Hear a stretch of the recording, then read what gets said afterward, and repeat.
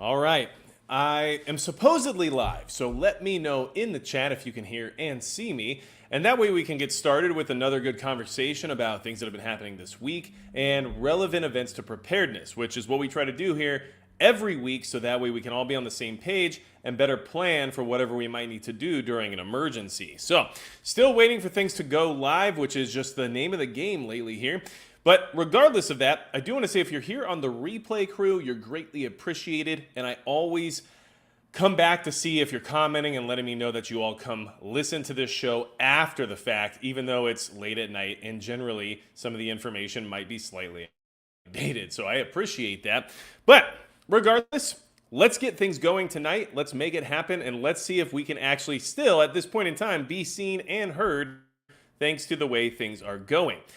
Looks like I got 5x5s coming through. We got a 5x9 coming in as well from Easy808. And then we also have Harbor Prepper here, Sherman Sales, Loretta Hutch, Steel Penny, Ryan, hey to you as well. JJ says 2x4, which means I think we're good to go. So thank you all so much for being here. Much appreciated. I am Magic Prepper, in case you didn't know that somehow, some way. And we have a lot to talk about tonight, and especially regarding what's happening in Texas right now, because guess what? That's actually happening here in the United States and happening to American citizens, which is what our priority should be when it comes to concern as someone who's from the United States myself. And of course, if you're not from the US and you're still here in the chat hanging out, we're going to talk about other stuff too, but that's just how we're doing things tonight, I guess. 5x5 says James Johnson. So I think we can get going. I do want to mention Midway USA is the biggest supporter of the channel. Thanks to them, I can always come out here, do these live streams, give you this information, do gear reviews, and everything else that they allow me to do. So big thanks to Midway USA. Make sure you check them out if you're looking for preparedness gear or anything else related to it, because they do really support the channel, which I hope in turn supports the community, right? And then of course, magicprepperbeef.com is the direct supporter of all the live streams here on the channel. And if you go to magicprepperbeef.com, you can find shelf-stable beef that will last more than 10 years. That is super high quality, sous vide, ribeye, New York strip, whatever else you can think of, filet mignon, right? It's really good. It needs salt because it has no ingredients other than beef. And of course, it's already pre-packaged and everything for you. Use the code MAGICPrepper, get 15% off. This is expensive, but that's because it's high quality, and it should be a supplement to your pantry, not something you're starting out with. This is something to add a little bit of luxury to your post-apocalyptic lifestyle, just in case you want some flavor, or maybe you want to trade some beef for something more fancy or exciting down the road, right? I don't know, ammunition? You never know.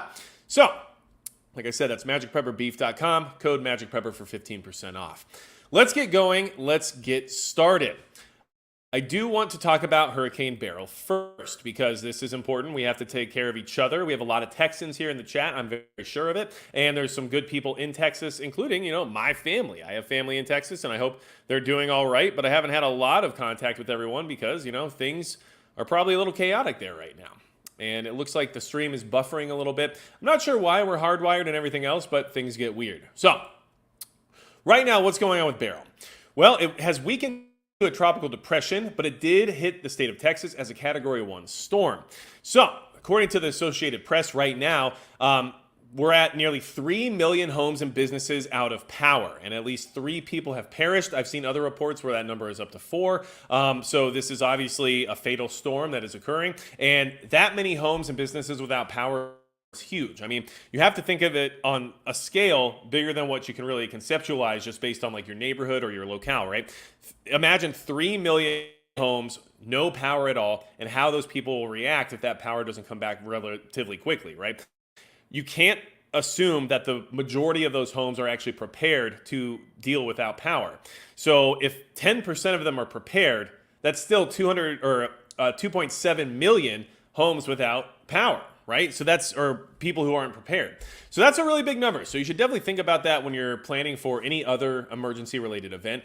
Natural disasters are a really good thing for us to study based on how people react during them, react thereafter, and how long the recovery process takes. And according to this article, the process could take several days to get power back on.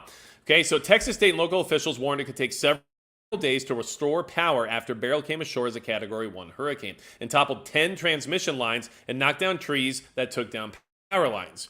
As you can see, it doesn't take very much to shut down the grid and to shut down power to millions of homes. Within hours, Beryl had weakened into a tropical storm, far less powerful than the Category 5 behemoth that tore a deadly path of destruction through parts of Mexico and the Caribbean last weekend. But the winds and rains of the fast-moving storm were still powerful enough to knock down hundreds of trees that had already been teetering in water-saturated earth and strand dozens of cars on flooded roadways. Now, something to keep in mind regarding the roadway situation is that there's a lot of warning when it comes to a hurricane, right? Unlike tornadoes and unlike some of these more sporadic storms, hurricanes generally have a potential path that we're all watching before it actually makes landfall, and you have at least a reasonable amount of a warning that it's coming your way. So I understand that there are some existential circumstances that might force somebody to try to have to get somewhere else during the storm or in an emergency that they weren't anticipating. But in general, there really shouldn't be much of an excuse for you to actually get caught in your vehicle in the middle of a flooded roadway while a hurricane is coming, because there's enough warning generally, right? So unless there's some kind of emergency or existential issue that's out of your control, there's not a lot of an excuse to actually be caught in these types of situations. But it does happen every single time. And hopefully, as someone who wants to be prepared like yourself, it's not something that you would allow happen to you, right? If at all possible. But this is just something to keep in mind. This is what happens every single time there's a major storm. We're not past any difficult conditions, said Texas Lieutenant Governor Dan Patrick, who is acting governor while Greg Abbott is out of the country, which, by the way, Greg Abbott is currently in Taiwan right now. Warning it would be a multiple-day process to get power restored. Houston, a hard hit as CenterPoint Energy reported more than 2 million homes and businesses without power in and around the nation's fourth largest city. Patrick said the company was bringing in thousands of additional workers to restore power, with top priority for places such as nursing homes and assisted living centers. So understand, this is a major storm. A Category 1 when it made landfall, which obviously on the power scale of hurricanes is the lowest power of a hurricane, but still a major storm. It doesn't matter if it's even just a tropical storm. The amount of water and the amount of wind and everything else that it brings with it is really what matters. Everything else is just secondary. And we're saying that millions of households right now might not have power for days. So just use this as a reminder for why you want to prepare for these types of disasters, right? And understand that having access to power is important, especially in this modern day, and that you should have some form of energy stored in the sense of a generator that uses something like propane or possibly gasoline, right? So you have some of that fuel stored away in that generator to use. Hopefully, maybe you have some kind of solar power station or something along those lines, or at the bare minimum, at least have some solar power, not solar, but even just battery banks for your phone that can just keep it up and running a little bit longer, right? Like, these are all things that every American household should have at this point in time. And if you can't afford a larger generator of some kind, the bare minimum should be a battery power bank, right? Have a few of those stored up and be good to go. I really don't see that being an issue, but for some reason, people still do not have these things on hand, and it's extremely important. So first, we're going to talk about that, right? Then we're going to move into who else should be expecting things to happen based on this storm, because it's not just Texas. It is going to be making its way through the country. So be aware of that. And I am going to show you a possible trajectory here of this storm, so that way everyone else in the path can be prepared as well. Chupacabra 304 IU Magic. I finally caught the live with my coworker homie. We're here to spread the good word of the prepper. Well, I appreciate that, Chupacabra. And you know what? You keep doing Chupacabra stuff out there. I like it. I like the style there. So let's see here. Assurance Arm says that's because people are dumb. Well, here's the thing. I don't necessarily know if everyone who's not prepared is dumb, but I do think there's a level of ignorance and a level of comfort bias, right? So we're so comfortable that we're just assuming that more than likely we'll be fine, right? There's a lot of security placed on the fact that somebody else will deal with the problem for you. And of course, that's obviously not true, but that's how a lot of people get through their day-to-day. So that's something to keep in mind. And it's definitely not a good mindset to have, especially at this point in time, right? So keep that in mind. Where's Beryl going? Why should you worry? Well, first off, it's going to bring a lot of rain with it. It's going to be capable of spawning tornadoes, and it's actually going to cover quite a big portion of the country. So Beryl maps show path and landfall forecast of storm as it reaches Texas, okay? So this talks about Beryl. What is Beryl's projected path? The Miami-based Hurricane Center issued an update Monday morning saying Beryl, now a tropical storm, was bringing life-threatening storm surge, damaging wind gusts, and flooding rainfall over eastern Texas. As of 5 p.m. Eastern time, a tropical storm warning was in effect for the Texas coast from the north of Port Bolivar northward to Sabine Pass. A storm surge warning was in effect for the north of San Luis Pass to Sabine Pass, including Galveston Bay. Here is what they're projecting the storm to do after it gets through Texas. So understand that they're anticipating it maintaining the format of a tropical depression all the way up until it gets to Ohio and eventually encounters the Great Lakes, right? So anyone in this path, which includes Arkansas, Illinois, Tennessee, Indiana, Kentucky, Ohio, and Michigan, should be prepared to deal with some severe weather here very soon in the next few days. I can't guarantee you it's going to be severe, but I think that it's a reasonable expectation to have at this point in time. And of course, this can deviate east or west at a moment's notice. So any of the surrounding states, I would definitely be on alert for extreme conditions to be entering your area. And don't forget that this heavy downpour of rain doesn't always just mean things get wet, right? Sometimes the biggest catastrophes happen when infrastructure fails. So it doesn't have to be a hurricane that causes flash flooding. Sometimes the levees of your dam fails, right? And then that causes a huge disaster that far outweighs what the hurricane actually did when it made landfall. And I mean, we've seen that happen in, places like California in the past, where we had these dams that basically were about to overflow and wipe out an entire city over in Orville just because of bad infrastructure. So be aware of that. It doesn't have to just be heavy rain and lightning and possible tornadoes. This can damage things to the point where an actual main catastrophe occurs that's large and out of your control, right? So just be aware of that and keep that in mind as this thing progresses, okay? So Beryl's eye will move over eastern Texas today, then move through the lower Mississippi Valley into the Ohio Valley on Tuesday and Wednesday. The Hurricane Center said steady weakening is forecast, and Beryl is expected to become a post-tropical cyclone on Tuesday. Heavy rainfall of 5 to 10 inches with localized amounts of 15 inches is expected across portions of the middle and upper Texas Gulf Coast and eastern Texas today into tonight, the Hurricane Center said. Considerable flash and urban flooding as well as minor to isolated major river flooding is expected. Okay? Now, something to keep in mind is that there's been reports of people being rescued off the tops of their vehicles, stranded in the middle of highways and roadways that are suddenly flooded. And like I said before, that's just bad planning. So, and one thing that's happening too is we have first responders are being injured or losing their lives because of this type of a scenario. You have to understand that these people are going out into this danger now because you decided to be in it, even though you had plenty of a warning. All right, so I wish I could get the buffering and everything else to stop, but I seem to be unable to do that. And unfortunately, everything on my end says we should be good to go. So here we are, right? It's a problem. Working on it, though. And sometimes it's just not me. So that's also a possibility here. Okay. Ingrid Stewart. Hello, Magic Prepper. It's Ingrid and Charlie from Alberta, Canada. Well, hello to you as well. And thanks for hanging out and being here, okay? All right. Now, that's what we're going to cover about Beryl today. But I just wanted to bring that reminder out. We're talking about days without power. If you're in Texas and if you're on the coast, if you're in the Houston area, understand that you're talking about days of possibly no power, and it's going to get hot, and it's going to be wet, and you're talking about millions of homes affected, and a large portion of those homes having no preparations at all. So, not only is it difficult to get through this survival situation and dealing with this, natural disaster, but you have to be concerned about the desperation of those around you as well.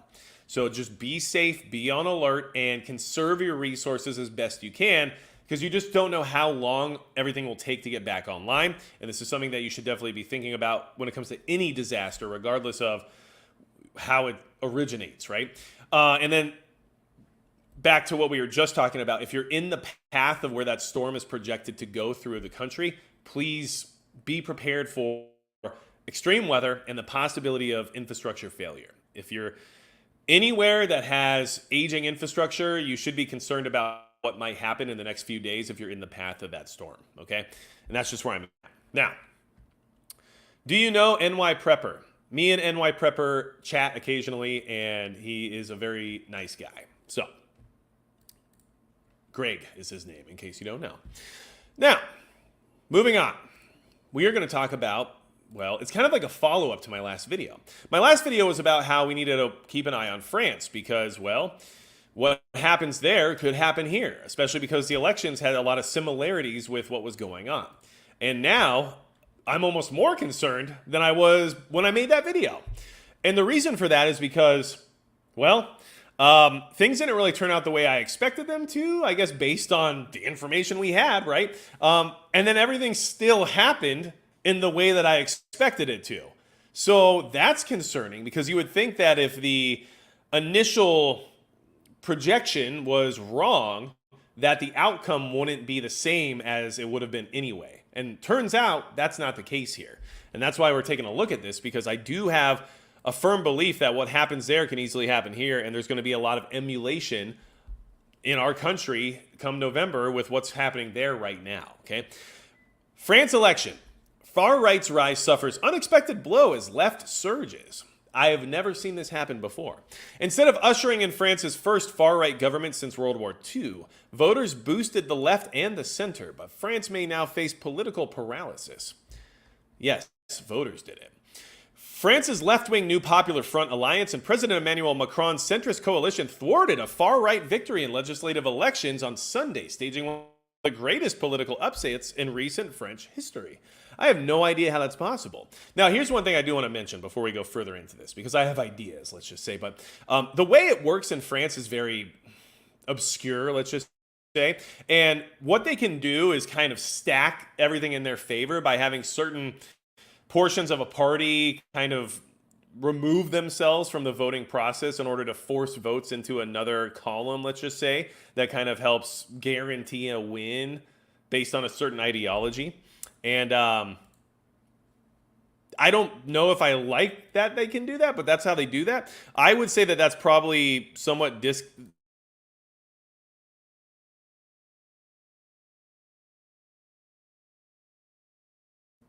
Things are getting weird here. Okay, there we go. I would say that's a little concerning based on the fact that it kind of disrupts the democratic process, right? So, gosh, we are struggling with the internet today, aren't we? Okay, what do I mean by that? Well, let's move forward. The results were a major defeat for Marine Le Pen's populist anti-immigrant National Rally Party, which had hoped that Sunday would mark the final step in its transformation from a fringe neo-fascist group into a mainstream political force. Now, this is the Washington Post reporting this, right? These are not my words per se, but this is what the media is saying about this party, which I think emulates a lot of what we witness here in this country when the media describes people who are like Republicans and conservatives, right? I think we see a lot of the similarities here, which is why we're looking at this, okay? Instead of ushering in France's first far-right government since World War II, the French voters, who turned out in high numbers on Sunday and boosted the left and the center, which unexpectedly came in first and second, even appearing to stun some of their own lawmakers.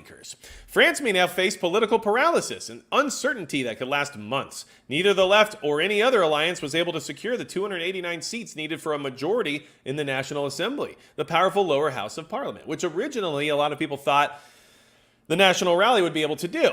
And I do want to say thanks to you, Prepper Now, for being here. I really appreciate it. And I always appreciate my mods, and you're a great one. And if you guys don't know, Prepper Now has a great YouTube channel where he discusses similar events to what we're talking about tonight. So make sure you check out his channel. Now, the left-wing alliance garnered at least 181 seats, and Macron's Together coalition got more than 160. The far right had been comfortably ahead in the first round, all right? So this was from the second round of this electoral process. With the support of 1 in 3 voters, an absolute majority of seats appeared to be in reach, and some polls had suggested that the party could end up with 200 seats more than Macron's alliance. But on Sunday, the National Rally and its allies were third, winning only 143 seats. at the party's election night event where jovial supporters had gathered to celebrate what they thought would be historic gains. The results were met with shocked silence. Some activists cried, observers said. The Macron camp, meanwhile, had appeared so certain of its defeat that it had not even organized a public election party. The Republican front performed far better than expected, said Mujtaba Rahman, managing director for Europe at the Eurasia Group and political risk consulting firm. Okay, interesting. So, here's the thing. Just want everyone here to be aware that this is something you could expect here in the U.S. And what do I mean by that? I mean that everything could look like something is going to happen, and then suddenly, in the middle of the night, it doesn't. So just be prepared for that. Because, everything, even the first round of voting, pointed towards that party running away with that election, right? Which I talked about in my video. Everything pointed to it. Everyone talked about it. Everyone thought it was a sure thing. And then just out of nowhere, all the voters showed up. Everybody voted in the other two parties, not even just one, but two. And of course, there was some manipulation with having other political parties and candidates remove themselves in order to force votes into other columns, like I said before. But it happened that way, and they won a lot, by a lot. Now, here's the best part. Remember how I said that based on what could happen there, in case you saw the video, whatever happened there, if it was going to go in that direction and they were going to actually elect that National Rally Party to be the majority in the country and have a different ideology when it came to how to do things, that there would likely be, violence in the streets and riots and things of that nature. But here's the part that really threw me off. There were riots in the streets, even though they won. And so that's another thing that you should be watching France for, in the sense of, well, damned if we do, damned if we don't, I guess, right? Because, they burnt everything because they won.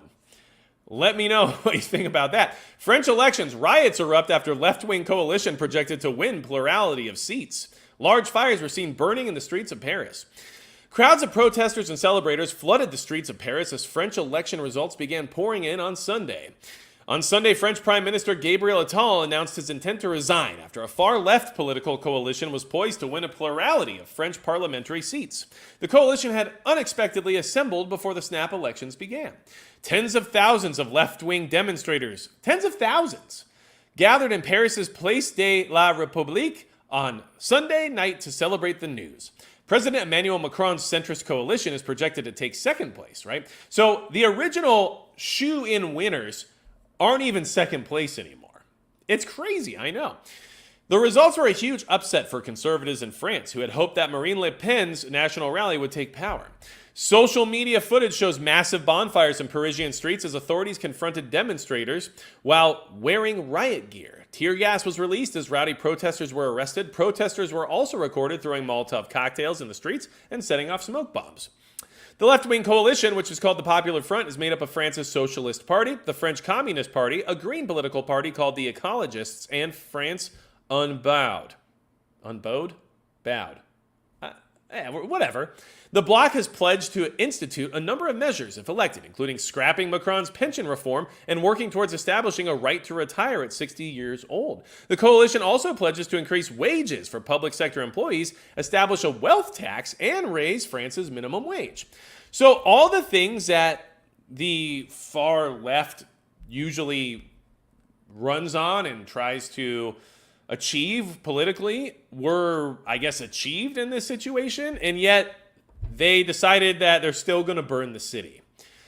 So what does that tell me? It tells me that even in the U.S., if we're just going to base what we're watching happening in France right now around what could happen during our election cycle here in November, no matter who wins, things are going to burn, I guess, right?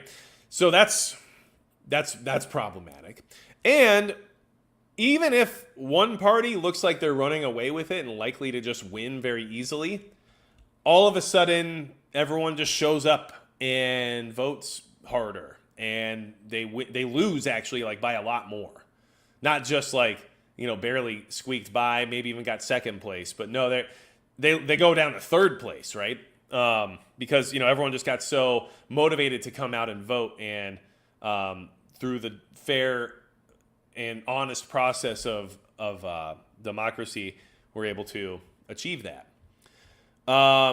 Battery, you guys have to watch out for this guy. Okay. You never know what he's going to do. He's good people. We like him around here. I'm going to get some Magic Prepper beef for the apocalypse, says Chupacabra. I'm cool with that. Just it's not cheap. It's not cheap. But you know what? Pound per pound, it costs about the same as like a steak dinner out to eat. But you're just saving that dinner for after the apocalypse, right? So it's up to you. What's a better idea, right? Let's see here. I wish sometimes that all of the more significant preppers like Magic Prepper and Canadian Prepper, etc. had a channel on TV and do news daily and survival tips. Well, here's the thing, Ingrid. YouTube is kind of just TV now. In fact, YouTube has more viewership than any other service out there in the world now. So I guess we're probably already in the right place. But I understand what you're saying. And that would be the mainstream admission that it's a good idea to prepare, and that might be problematic for some people, right? So, Tactus Squirrel says it's magic beef, and it's like, you know what? When I have beef, like, you'll know, all right? Now, let's get moving. And just to reiterate, look, the French elections don't affect me directly. Like, I don't really care. Unless I have somebody that is in France and it affects them, then I care about them having a bad time maybe. But in general, it's not going to affect me at all. But all the same people are involved at this point, right? Like George Soros isn't just involved in the U.S., right? Like, we know that, right? And all the other interest groups are not just involved in the U.S. All these same actors and agitators and instigators and organizational entities that try to push a narrative through extremism in many ways, they exist all over the world.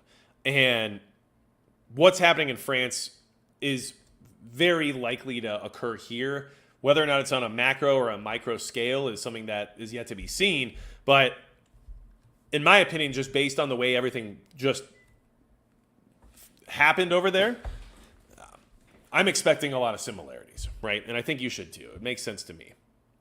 Okay. Let's see here. USMC Devil Dog, no need to apologize. You're awesome, and I appreciate you being here. Thank you for modding, as always. Now, Poland border war. What am I talking about? Here's something I want to bring up before we get into this information. And we're going to get into a little bit of extra information around it, but here's why. Because what they're dealing with in Poland right now is very reminiscent of our own southern border. And some of their tactics are working, which is maybe something we should be paying attention to as well, which we're clearly not. But the reason for why they're doing these things is the exact same reason we should be concerned about what's happening at our border. And it's like the media can't connect the dots or literally don't want to, right? Which I guess I understand based on how they roll. But what Poland is doing right now, what's happening up there right now, reminds us why the southern border is such a national security risk. And to me, I think it's a big issue. So let's talk about it. Okay. Poland eyes border guard help from Germany, Greece, and Finland. Now, this is from July 4th. Excellent day, by the way. And I do want to say that, in case you're new here, we talk about things that have been happening over the past week. Sometimes we go a little bit further back for historical context. And of course, if you're on the replay crew, make sure you check in because you guys are awesome and I appreciate you being here. And if you're new here and you like what we're doing, make sure you subscribe and hit the like button and everything else, because otherwise you'll probably never see a notification for this again, because that's just how it works. So, Poland hopes to bring in border guards and police from Finland, Germany, and Greece to help patrol its frontier with Belarus, a senior official said on Thursday amid mounting concerns over migration pressures from the east into Europe. Trust me, this is going to matter. Pay attention. Preparations are underway, and these countries are very experienced in border protection. Especially, for example, Greek experiences can be very useful, a senior government official told reporters. In an emailed response to Reuters' query, Finland's border guard said on Friday that Poland had not asked for its help with patrolling its border with Belarus. The border between Poland and Belarus has become a flashpoint as Western officials accuse the government in Minsk of using migrants. It brings from, that's not me saying that, that's them writing it, okay? Let's do this one more time.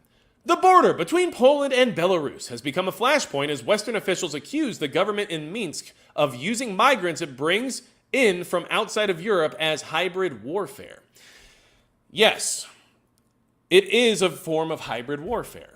They understand that. They are calling it exactly what it is. And because of an actual conventional war occurring right now in Ukraine, Poland, being on the border of it, is highly aware and highly alert to the concept that this is hybrid warfare, which is what we should be considering our southern border to be a part of as well. And of course, we're unwilling to do that. And I'm not exactly sure why, but what I can say is that the things that are happening there are exactly what's happening here. The European Union's border agency Frontex says the number of people trying to cross into the EU alongside the bloc's eastern border has nearly doubled in the first 5 months of 2024, although the route remains relatively small compared to other ways into Europe. Why would they be choosing that really small way then? Officials in Poland and Finland have warned in recent months that the number of people trying to cross via Belarus or Russia could rise significantly in the near term. Greece is extending its fencing on its border with Turkey, while Finland seeks to close a new migrant route via Russia to Europe by deploying more border guard patrols, drones, and electronic detectors, and by building fences. Polish Defense Minister Władysław Kozieniak-Kamysz says, Kamiza, so bad at that, said in an interview with public television on Thursday that migrants coming through from Belarus might include people trained to attack Polish soldiers. Warsaw's centrist government hopes to raise the issue at the upcoming NATO summit in Washington next week. Wonder if they'll correlate anything happening at our border when they do that. Earlier this week, Germany and Poland presented a joint action plan in which they agreed to discuss boosting defense cooperation, including a stronger NATO presence on the alliance's eastern border and the coordination of Ukraine aid. Okay, so everything that they said is applicable to our situation as well. The southern border is a security risk. It is a bastion of hybrid warfare, and it's being funded and fueled mostly by China, working with Mexican drug cartels to smuggle whoever wants to get in. And we also talked about last week how ISIS is smuggling people in through the southern border as well. So it is hybrid warfare. Poland's saying it out loud and showing us what they're doing about it. And in fact, some of their initiatives are actually working quite well. And maybe we can learn something from it. Polish border guard report shows scale of migrant pressure from Belarus. Now, I'm only showing you this article. It's from January. But the whole idea here is to remind you of where these people are coming from. These are not people from Russia, right? This is not how they do things. An internal document from Poland's border guard has highlighted the scale of attempted crossings by migrants and asylum seekers, mostly from the Middle East and Africa, into Poland, Lithuania, and Latvia from Belarus, as well as how many then travel on to Germany, okay? The figures show that over twice as many migrants, around 18,000, were detected by the authorities in Poland in 2023 than in the same period of 2022. The figure also rose on Latvia's border with Belarus though fell in Lithuania. Now, and by the way, since 2021, Belarusian authorities have been encouraging and helping migrants to cross the border in what the EU has described as a hybrid attack. Europe understands what's happening here. We're just not talking about it, I guess. But this is honestly what's happening. And these people in Europe are coming from the Middle East and Africa. Those aren't people from Russia, right? Like, it's not going to be obvious when it comes to who's coming in, even though the southern border has a lot of Chinese coming in, right? But we also have lots of people from places like Tajikistan. So these people are getting put into position, and who knows what they're there for? Who knows why they're there? Some of it could be literal attrition, an economic strain on the system that it can't support long term, which causes instability, right? We all know how that works. But the other side of it could be actual trained people that are there to cause destruction. And a lot of these migrants coming across, especially in recent time, right, over the last 6 months here in 2024 in Poland, are generally military-aged men, whereas it used to be families before. So, I mean, do with that what you will. But there's a lot of similarities and a lot of crossover when it comes to what Poland is dealing with on their border and what we're dealing with here on ours. Okay. Everyone in here is being weird about Larry, so I don't know what the deal is, but it's fine. Now, let's go ahead and talk about what they're doing, and this is something that we could easily do, but we don't. Illegal crossing attempts at Polish-Belarusian border have after introduction of exclusion zone. Okay? The number of attempts to illegally cross from Belarus fell by more than half in the 3 weeks following Poland's introduction of an exclusion zone at the border. The measures, which went into force on the 13th of June, ban unauthorized people from entering within 200 meters of the Polish side of the border in some places and up to 2 kilometers in others. This was intended to ease the work of the officers on the border and to hinder the operations of people smugglers. Poland's border guard says that in 3 weeks after the exclusion zone was introduced, it recorded 1,700 attempted illegal crossings. That was down from 3,900 in the 3 previous weeks, a decline of around 56%. So they're making moves and they're actually doing things regarding that situation. So it shows that there's definitely a solution. There's definitely ways to improve our situation at our southern border, but we're unwilling to take those actions, right? Poland is doing it because they are aware that they're in a war. They're aware that the people coming across are part of a strategy, not just people looking for asylum. And the problem is, especially here in the US, there are people who are legitimately looking for asylum, but the people who are sprinkled in with them who are here for other reasons can't be detected while everyone else is pretty much the same, right? Just unknowns who are coming in through the border illegally. So how do you differentiate? Like you just really can't, right? Even the vetting process is a joke. People who show up with no identification at all and no papers are what? Just being trusted by what they say, right? Oh, what's your name? Oh, ABC, right? Like it's just, there's no real vetting happening. We all know that. We know that these Tajikistanis who were arrested years after they entered the country went through the vetting process, and it was found that there was nothing wrong with them being here. Until all of a sudden, Homeland Security and the FBI and a few other entities decided that there probably was an issue. So there are ways to do this. We're just not doing them. Okay? Now, let's also talk about the Belarusian border in Poland regarding China, because that's happening too.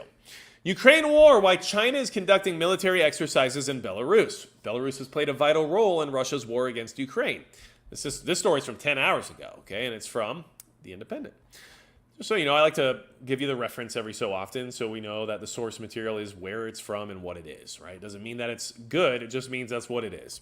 The Chinese military has begun joint drills in Belarus that are being held over the next 11 days in Brest, close to the border with NATO state Poland. I like how they don't capitalize NATO. They're like, it's just NATO now. The joint military exercises by 2 of Russia's most important allies come after Belarus became the 10th member of the China-led Shanghai Cooperation Organization during its 24th meeting of heads of council in Astana, Kazakhstan. Kazakhstan. I know it's Kazakhstan, but I just like saying Kazakhstan in case you're new here. It just makes me happy, okay? Belarus's government said the drills will allow the laying of a foundation for further development of Belarusian-Chinese relations in the field of joint training of troops.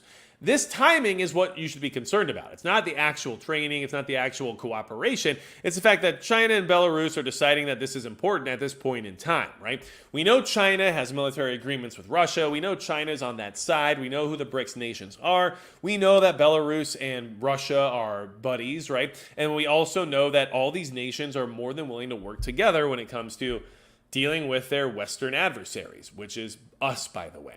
So just be aware that this is just showing more of these foundations being laid for a potential worldwide conflict to boil over, and having your pieces in place in order to make that as advantageous for you as you can is the name of the game, right? Logistics wins wars. So that's what's happening here, and this is what we're witnessing. And don't forget, and this is just based on historical context and things we've seen in the past, all of these training exercises, first off, they have the potential to create an accident, right? We all know that can happen.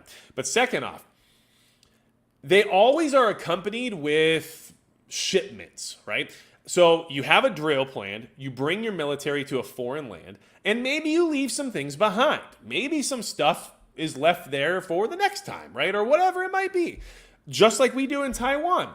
And now suddenly there's a lot of arms and ammunition and technology and all types of equipment in Belarus that China left behind, just in case or for that next drill they're going to do.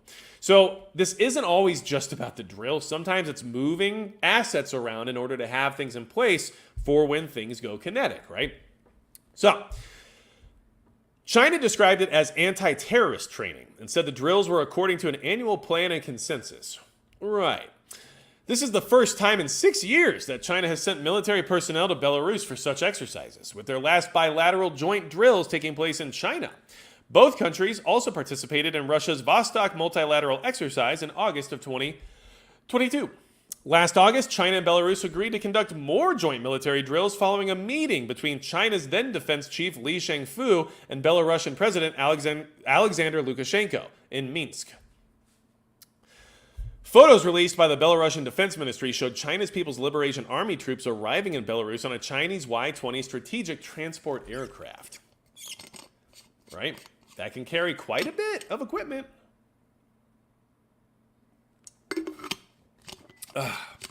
Needed some water. Can't do the coffee tonight. Still recovering from that strep bout. And also, just in case you guys don't know, my live stream setup in my office, basically, is in the same room as my workshop, which is not air conditioned. So it's a little humid, a little warm in here right now. Now, this is just to remind you that these adversaries are working together. They're building relationships. They are putting assets into place. And they're more than willing to conduct these drills right on the border of NATO countries. So this is just a reminder that the pieces are being put into place and that this global conflict that we're currently witnessing, maybe not directly a part of, proxy for sure, is only expanding. And it's just slowly drudging along, right? Until it finally drudges everybody into it. That's where we're at. Okay, Chris Wilkie. I'm in Nassau Bay, Texas, and it's bad from the hurricane. No power for at least a week. Glad I have prepared for events like this. My neighbors have all come to me for assistance, which I'm happy to lend. Okay, now, Chris Wilkie, I appreciate the update. Thank you for letting us know.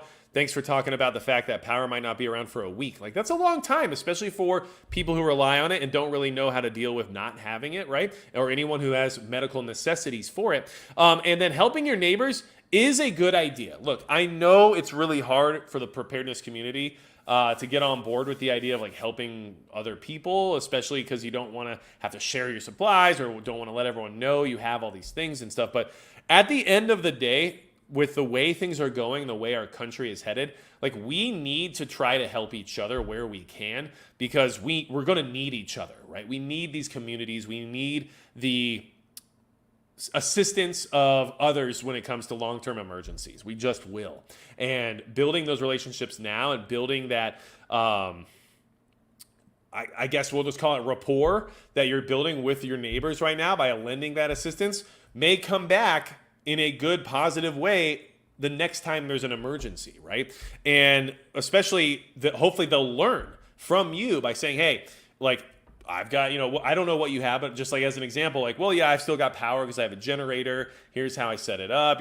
I've got some extra food and water. What are you guys lacking? Maybe I can help you out. Like all the things that you're offering are things that they should be learning about what they should have in store for next time, right? And that just means you have that many more better prepared people in your immediate area as your neighbors, which is a huge asset because once they get better prepared, you don't have to worry about helping them out anymore. In fact, they might help you out, right? And they'll never forget that you helped them in their time of need, which will be very beneficial when things get a little bit more desperate, right? So, good for you, and thank you for checking in and letting us know about that. But also, thank you for being a good person and trying to help others that need it. So I know that's hard for us to do sometimes in this community because of OPSEC and everything else. But I mean, there's only in these emergency scenarios, there's only one chance to help those who are in need, right, during this really trying time.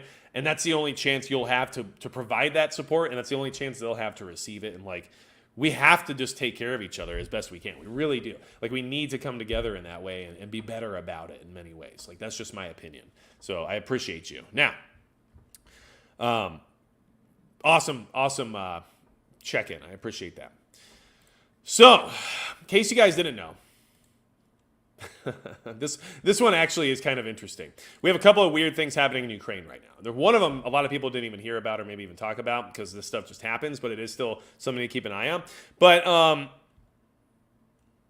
Ukraine was trying to steal a nuclear bomber from Russia, I guess, right? So that's what the Russian FSB is saying. Do they benefit from that in any way? Like, what's the most they could benefit from making up a story like that, right? The most they could benefit is saying that, well, Ukraine is, getting so desperate they're trying to steal a nuclear bomber so they can do something crazy, right? I guess, right? Or maybe they can steal one to frame Russia for doing something crazy to get everyone else involved. Like, that's how I guess you could frame it in order to try to use it against them if you were to make up a story like this, right? Because it is Russia and that's a possibility. But, I mean, it's not unbelievable either, right? Is it? So let's talk about it. Okay. Russia says it foils Ukraine bid to hijack strategic bomber. Okay. Russia's Federal Security Service blocked an attempt by Ukraine to organize the hijacking of a Russian Tu-22M3 strategic bomber and fly it to Ukraine, the FSB said on Monday. Ukrainian intelligence intended to recruit a Russian military pilot for a monetary reward and the provision of Italian citizenship to persuade him to fly and land a missile carrier in Ukraine.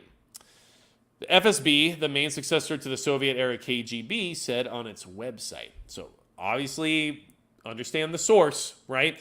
But also question why the information would be better to put out than not, right? Reuters could not independently verify the details. Ukraine's security service has not immediately responded to Reuters' request for a comment. During the operation, Russia received information that helped its forces to strike the Ozerny airfield in northwestern Ukraine, the FSB added in its statement. The timings of the operation and the alleged strikes on the Ozerny airfield in Ukraine's Zhytomyr were both unclear. The Zhytomyr region was under air raid alerts in the early hours on Monday, official reports on social media, including on Telegram messaging app. Hold on, we'll stop the deodorant commercial real quick. And in case you guys don't know, listen, ad blockers are just kind of like not really working on YouTube the same way as they used to. And in fact, it was causing it so I couldn't do things on my live stream that I used to be able to do. So that's why this is happening, just to throw it out there, okay? Unofficial reports on social media, including on Telegram, which is heavily used by officials and military in both countries for disseminating information, said there were explosions in Zhytomyr. Reuters could not verify those reports, okay? So this is a quick story, but just keep this in mind. First off, that is possibly just all BS, right? We don't know. But the other thing to keep in mind is that if this is legitimate, what could Ukraine do with that if they were to actually have accomplished their mission? The first thing that comes to mind for me is, an FF-style attack. Something that could make Russia look really, really bad, right? Something that could create a narrative as to why they either need more support from NATO and Western allies or why NATO needs to get directly involved, right? If a Russian, TTU-M20 or Tu-22M3, I'm losing it right now. Anyway, if that bomber was to fly into Poland and strike a target and then fly back to Russia, I mean, how easily would it be to decipher that that was actually a bomber that Ukraine stole and then used in order to get NATO involved with an Article 5 scenario, right? I mean, like, these are things you have to consider. The other side would be if the bomber was armed with a nuclear warhead of some kind, then what would their options be? Or what would they use it for at that point? Would that have allowed them leverage to try to get Russia to stop their invasion, right? Like, would that have been a threat they could have used to say, we'll go nuclear if we have to? Like, who knows, right? And, I mean, I would say if this was a legitimate situation that there are some huge concerns for what could have happened had it actually been successful. And at the same time, if my country was invaded, right, and I had the opportunity to steal one of the enemy's nuclear capable bombers, I mean, I would do it, right? So like, you can't blame Ukraine for trying to do these things, because who knows what their final intention for the aircraft would have been. But I'm just saying, like, it could have been really bad for all we know. Like, we just don't know what they were intending to use it for, and what it could have been used for could be extremely detrimental to everyone. We just don't know. But that's why I'm looking at this story like, this is kind of crazy, because had they been successful, where would we be right now? Like, I don't know. And if this isn't true at all, and it's just Russian FSB misinformation, then what's the benefit of spreading said information? Right? Like, oh, we stopped the thing they try to do. I don't know if that's really like super beneficial for them at this point. Trying to paint Ukraine as like what, the bad guys who are trying to steal a nuclear bomber, like that doesn't really bother anybody, I don't think. So, I mean, maybe it's to build context for future events, to say, oh, remember that time this happened? Look what they did now, right? Like, I don't know. Maybe it's a way to remove liability for a future attack that they pull off with a similar aircraft, to say, well, I mean, it could have been them, right? So, like, there's ways that this can go, but I think the consequences, had that been successful, could have been catastrophic. So it's just something to keep in mind, okay? Now, the 1U07 says, I mean, maybe it's to get attention off the hospital they hit today. You know, I just don't think they care about that anymore. I mean, they've hit so much civilian infrastructure, and they've struck so many targets that wouldn't be considered viable military targets at this point. Like, I don't think it like really changes anything about anyone's thought process about, you know, who they are and what they do, right? So, I mean, maybe, but I don't think that like they care, right? Like, I just don't. It is what it is, right? So, I mean, it'd be cool to just like suddenly come up on a Russian aircraft, you know, like, hey, look what I got, right? But I guess they failed. Now, what else happened in Ukraine? This is also interesting, and also shows you how unstable things are right now. And that's why it's still worth keeping an eye on. Now, this came out July 2nd, okay? Ukraine's security service foils a coup attempt. It just kind of goes to show you that no matter what's going on, and even in a wartime environment, there are going to be people who don't agree with the ruling party and how they're doing things, and they may even attempt something in order to end things being the way that they are.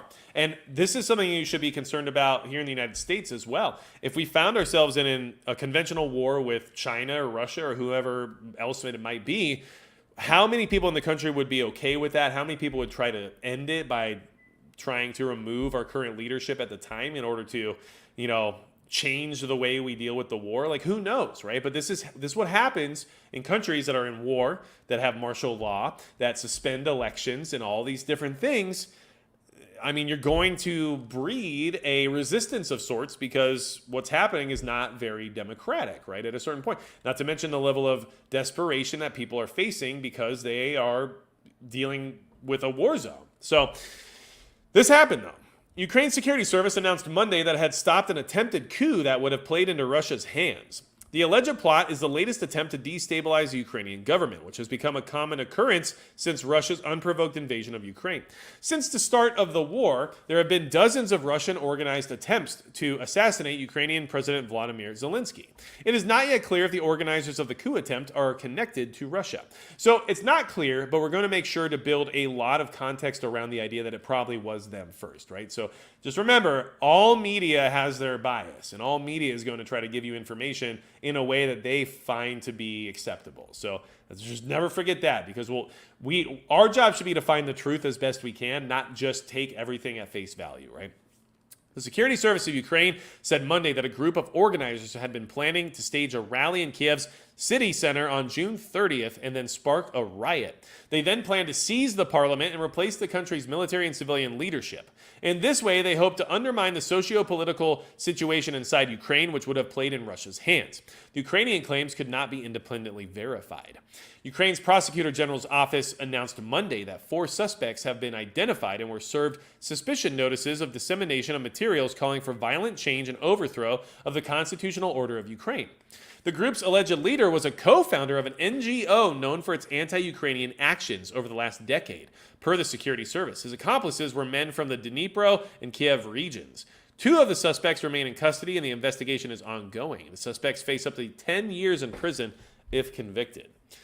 And the reason you should kind of look at this maybe through the lens of being an American in a politically unstable environment as of right now, in my opinion, is that the plan that they tried to pull off may remind you of certain things that may have happened in our country at points in time. Just to kind of, like, let's just say, let me go over this one more time just so you can build that concept in your mind. The Security Service of Ukraine said Monday that a group of organizers had been planning to stage a rally in Kiev's city center on June 30th and then spark a riot. Okay. They then planned to seize the parliament and replace the country's military and civilian leadership. Okay, so just keep in mind that, yes, sometimes I try to let you figure out some of your own conclusions or like develop your own opinion on something based on the context that's within the story. So that way you can apply it to things however you feel is fit, right? And it also allows me to avoid discussing certain topics that are more inflammatory here on this platform. So, let's see here. Who's yelling at Derek? Why is everyone yelling at Derek now, right? Oh, man. Pepe D's nuts. Woo! Can't go wrong. There you go. And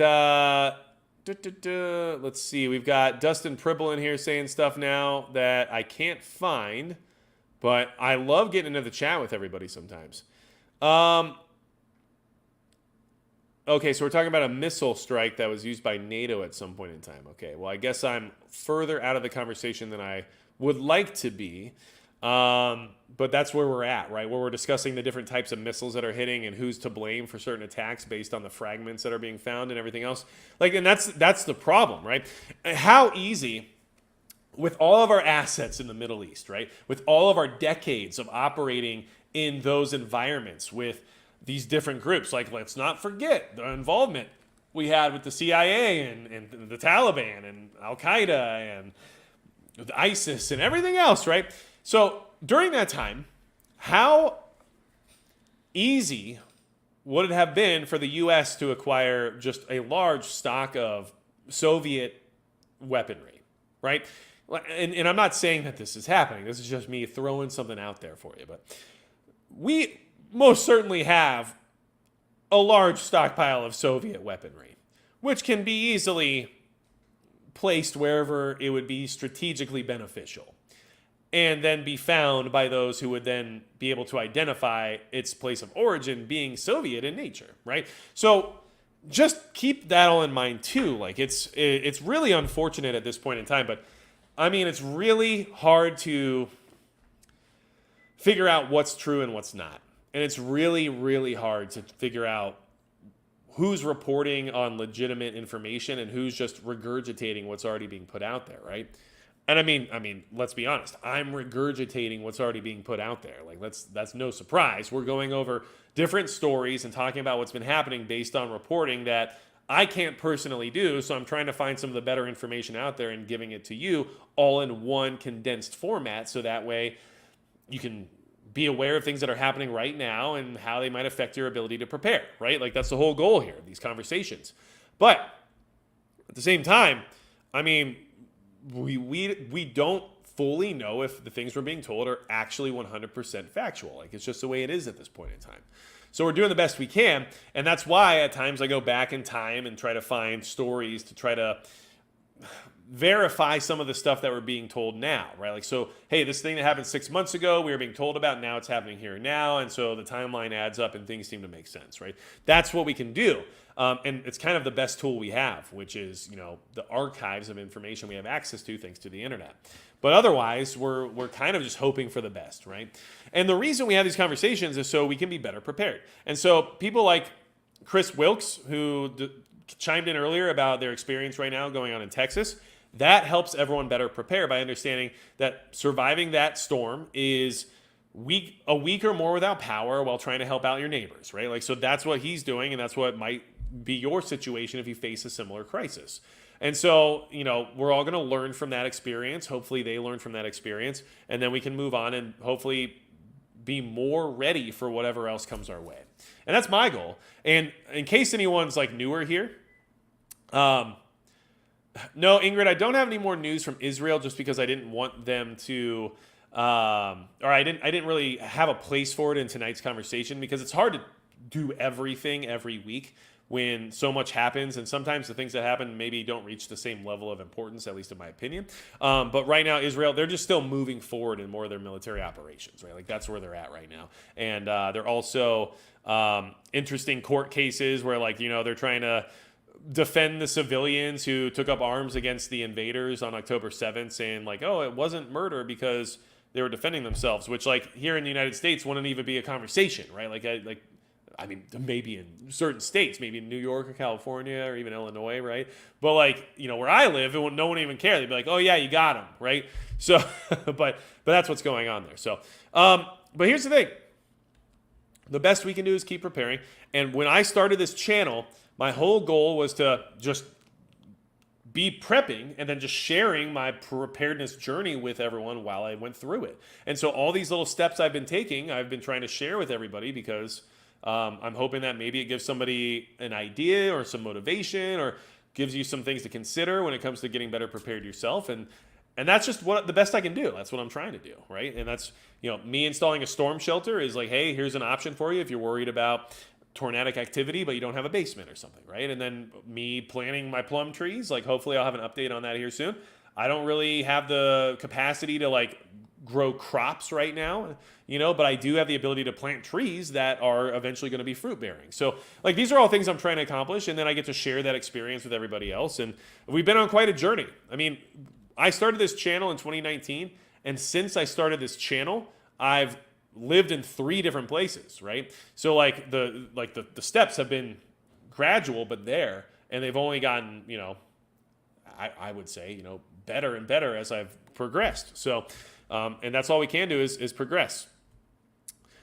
Let's see here. Larry Smith, you feeding a dog after SHTF? Well, yeah, the dogs are family members, so they're going to eat, and hopefully even, get some of their own food when it comes to, well, at least in my area, that's pretty easy for them to do if I let them, right? So, but yeah, you got to take care of the dogs. They have their jobs to do too. Like, I've got a very well-trained dog who's going to be there for protection as well as alertness. I've got a yappy dog that's really good at being an alarm if anybody shows up. And then I've got a old blue tick coonhound who is just very, let's just say, intellectually vacant, who would be excellent distraction, right? Because he has no concept of, like, anything happening. So if he was just to, like, see a bunch of marauders showing up, like, he would just probably, like, go do a circle around them. So there you go, distraction time. Thanks, buddy. But I appreciate all of you. If you want to be in the private live stream tonight, and pretty much every Monday night, or at least anytime I do a live stream, I do the private one right after, you can join the channel membership, which is the join button right below the video screen you're currently watching. And what that does is allow you to be a part of the membership while financially supporting the channel and having access to these private live streams. Is my way of saying thank you. And then if you also want to go a step further, you can join Subscribestar, where it's $5 a month. You get to do the private live streams. I post occasional exclusive content, and I also have some other stuff in the works for saying thank you to that crew over there. Plus, you also have the ability to direct message me, which I always respond to because, well, I mean, I feel obligated to because you're financially supporting me, right? So those are ways you can be in the private live stream. If you want to join the channel membership or you're part of it already, go to my channel, go to the community tab and look for the post, and you'll see the link to that private live stream there for you. If you're on Subscribestar, that's posted on your main profile feed, so you'll be able to see it there. And honestly, thank you to everybody who's here tonight. Of course, Prepper Now, USMC Devil Dog, Northern Girl Hobbies. We got Rip Curl Readiness. You guys are awesome for modding, as always. I really appreciate it. Steel Penny, I hope to see you here soon in the private live stream. You're awesome. And just be prepared, and everyone in Texas, stay safe. Keep us posted on things that are happening in your neck of the woods. And, hopefully you'll get through this unscathed. So, anything else you need from me at all, go to magicprepper.com. And besides that, that's going to be it for Magic Prepper.